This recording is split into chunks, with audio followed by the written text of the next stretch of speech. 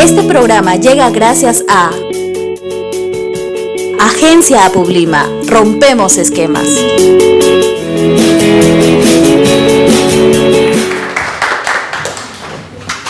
Buenas noches con todos. Soy Gabriela Pérez, psicóloga de profesión y voluntaria por vocación. Les voy a contar un poco de mi vida, de cómo yo me metí al voluntariado, y en realidad incluso hasta mi mamá me dijo que el voluntariado no me iba a dar nada de dinero, porque en realidad me he metido a demasiados voluntariados que más parece que he acumulado horas de voluntariado que horas de trabajo. Alrededor de los 5 o 6 años mi mamá trabajaba en un gobierno, en un programa del Estado, en el cual tenía que ir a comunidades altoandinas a hacer un programa de alfabetización con el adulto mayor.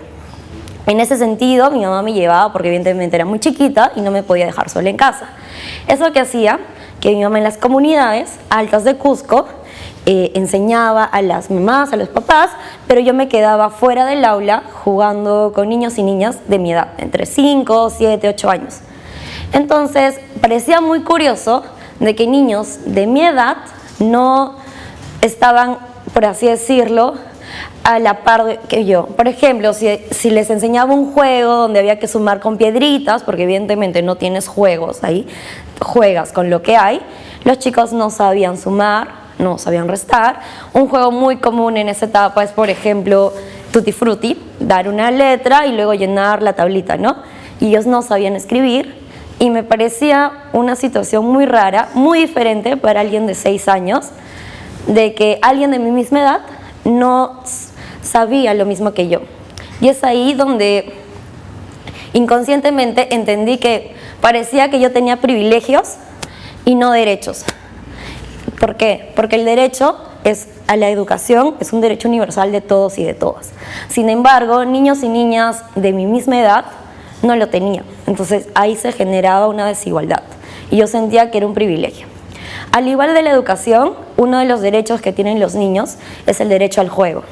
Yo iba a jugar, sin embargo, eran niños, niñas que tenían que ir a la comunidad a pastear a la oveja, hacían un tipo de trabajo del adulto.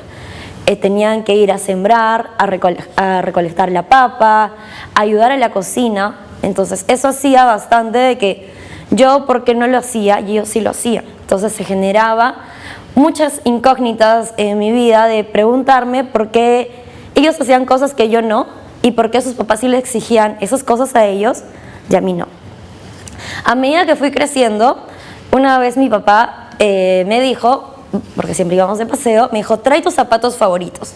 Yo entendí que me tenía que poner mis zapatos favoritos porque íbamos a ir a un lugar, y me dijo: no, trae tus zapatos favoritos y los vamos a llevar. Yo me puse otra ropa y llevé mis zapatos favoritos. ¿Qué hicimos? Luego que mi papá manejó por la carretera hacia el sur, como quien se va a Sicuani, por donde mi papá trabajaba, terminamos yendo a una comunidad muy lejana. Y a la primera niña, por así decirlo, que vimos en el camino, mi papá me dijo: baja del carro y dale tus zapatos. Para una niña de 8 años, esa situación es: ¿por qué le voy a dar mi zapato? Es mi zapato favorito. En casa tengo un montón de cosas que puedo darle. Y mi papá me dijo: no. Cuando tú das algo que realmente valoras, esas cosas realmente tienen un significado. Esas cosas realmente lo valen. Me dijo: esa niña, ¿ves cómo están sus pies? Y evidentemente estaban con ojotas, con los piecitos sucios, que tenía que caminar.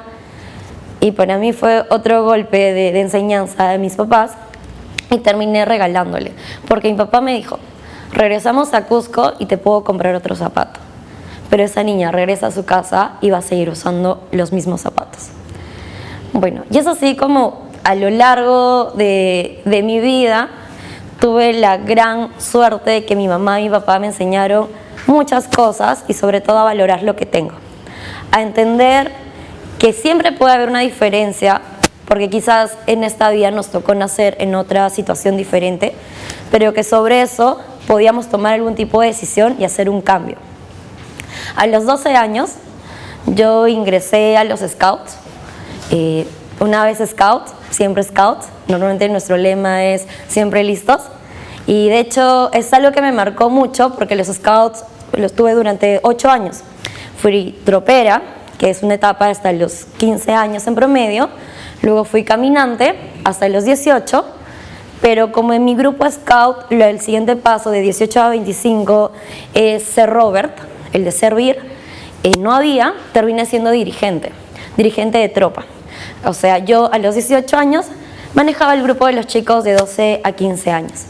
¿Qué hacíamos? Hacíamos actividades, sí, como por ejemplo ir de campamento, cuidar el medio ambiente. Una de nuestras leyes Scouts es el Scout cuida y protege el medio ambiente. Luego, muchas veces a los Scouts nos se confunden con que vendemos galletas, juntamos parches, pero en realidad el tema de la educación no formal a través del Scout fue algo sumamente muy importante y algo que me impactó, porque te hace el tema del servicio a la comunidad. Y el fundador Baden-Powell te deja este mensaje: dejar el mundo mejor de cómo lo encontramos. Y es eso, no necesitas hacer la gran obra social, no necesitas hacer un proyecto, dar una donación grande de dinero. Son pequeñas acciones que empiezan a transformar el mundo, son pequeñas acciones que empiezan a cambiar tu entorno. Entonces, a los 15 años nosotros hacíamos diferentes proyectos para nuestra comunidad en Cusco, y a medida que íbamos creciendo, cada proyecto social terminaba siendo un poquito más grande. Pero nosotros hacíamos algo que era el uso de nuestro derecho, el ejercicio de la ciudadanía. A los 18, 19 años, hubo una época, en esta época, que es febrero, y en Cusco le llamamos febrero loco, porque llueve tanto, pero tanto, que puede haber días que no para de llover, puede haber días que esa lluvia que no paró de llover termina generando huaicos, deslizamientos en la carretera. En ese entonces, del verano del 2010, se perdieron 4 carreteras en Cusco. Nosotros éramos Scouts y evidentemente nuestro servicio a la comunidad tenía que actuar. Hicimos las convocatorias de acopio de ropa junto con los bomberos, y la compañía de bomberos, la más grande que en ese entonces teníamos, que está en Huancha, en Cusco, llegó lleno de ropa.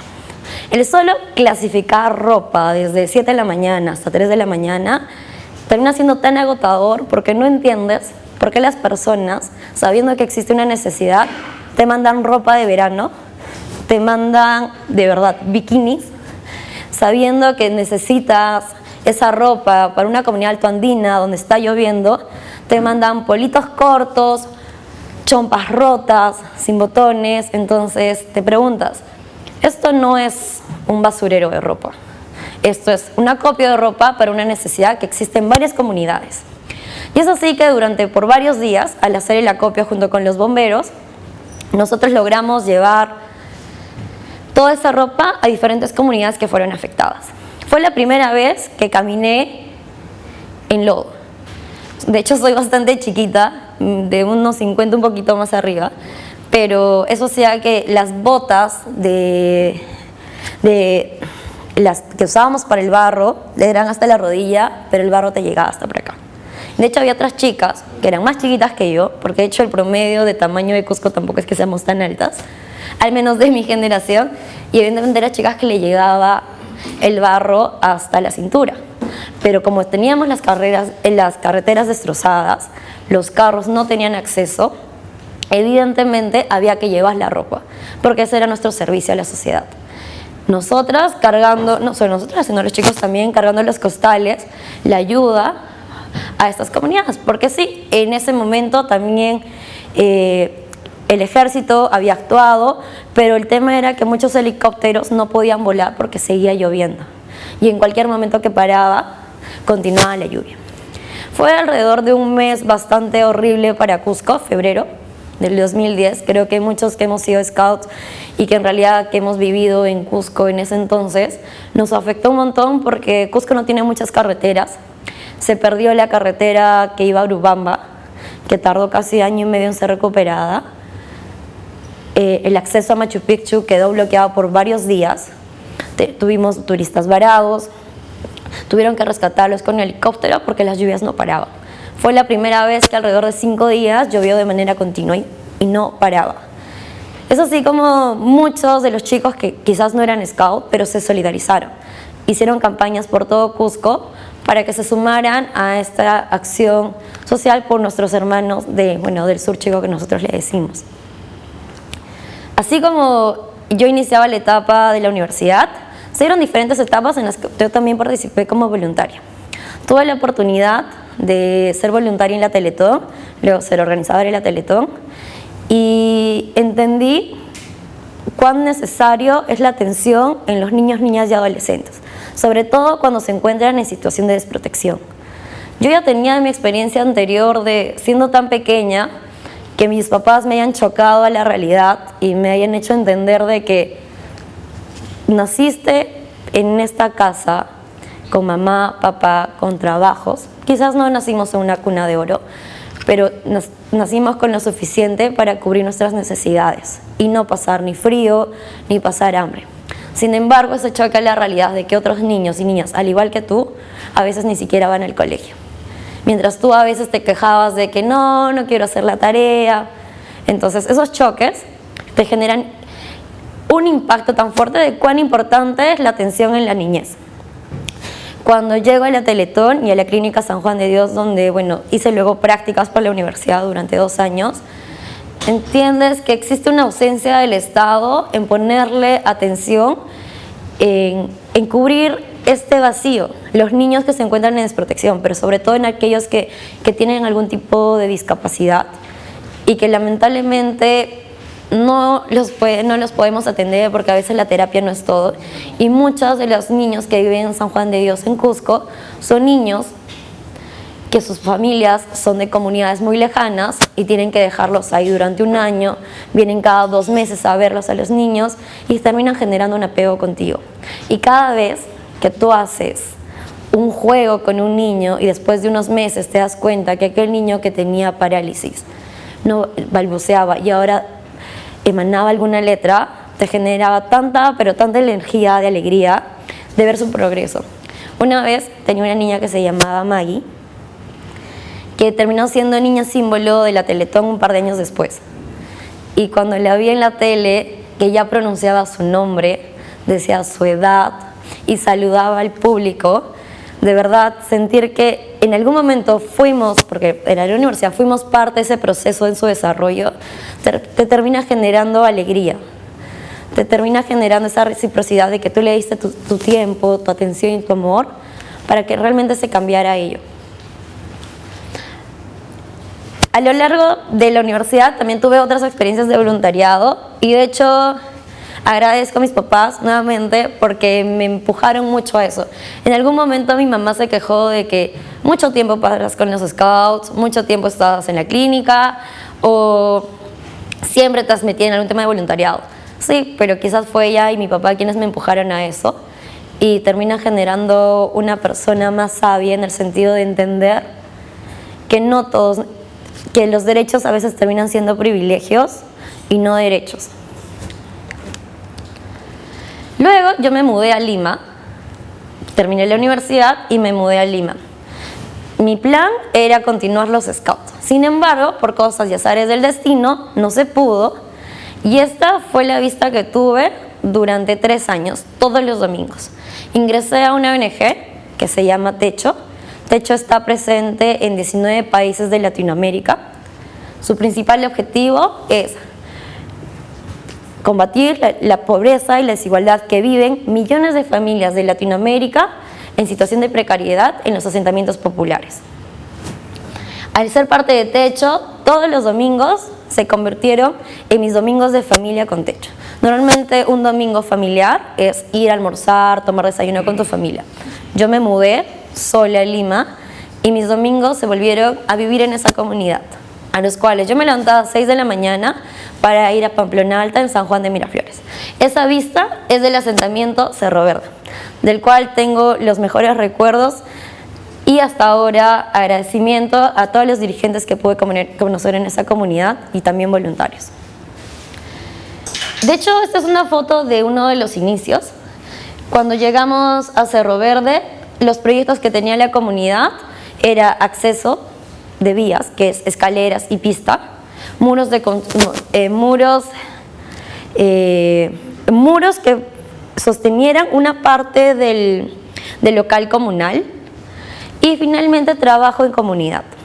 Los primeros meses fue bastante difícil porque nos enfrentábamos, yo teniendo 21 años, a un asentamiento de 60 familias que tenían problemas de terreno.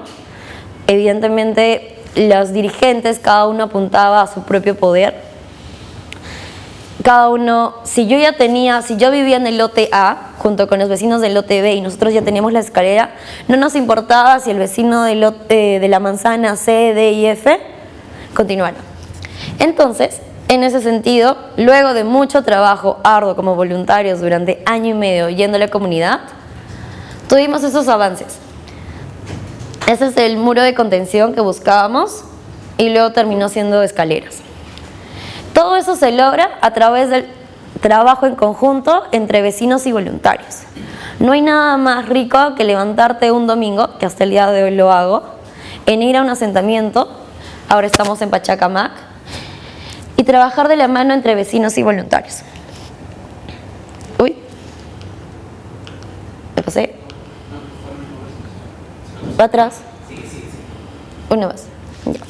Entonces, en Techo yo entendí que quien diga que los jóvenes no estamos haciendo nada por mejorar nuestro país o nuestra Latinoamérica es quien realmente no nos ha visto. Y es porque es eso, el voluntariado no se ve. El voluntariado a veces termina siendo un trabajo silencioso, un trabajo de hormiguita, de pequeñas personas que vamos sumando granitos de arena por dejar un mejor mundo. Cada uno tiene un interés en particular. Para mí, mi motivación grande va a ser la niñez. Para otras personas puede ser el cuidado del medio ambiente, el cuidado de los animales. Cada persona tiene una temática muy particular. Finalmente es tú qué haces con tu tiempo de poder dedicar a esa causa que te mueve. Yo entendí que todo el tiempo que le he dedicado al voluntariado he ganado muchísimo más de lo que he ganado cuando he trabajado en algún lugar. Porque es aquí donde realmente tu tiempo que no ganas ningún tipo de dinero, pero donde ganas mayor experiencia y vivencia, es donde realmente te terminas sumando más como persona y como ciudadano. Otra vez, ahí está. La última lección que tuve de Techo el año pasado, donde fuimos a un evento en Argentina con más de 1000 voluntarios de toda Latinoamérica, es: vamos a construir ciudades desde el territorio y no desde un escritorio, porque de eso se trata. Es muy fácil decir qué tipo de sociedad queremos, pero si lo dices desde un escritorio. La idea es que todos bajemos al territorio a generar una mejor sociedad. Gracias.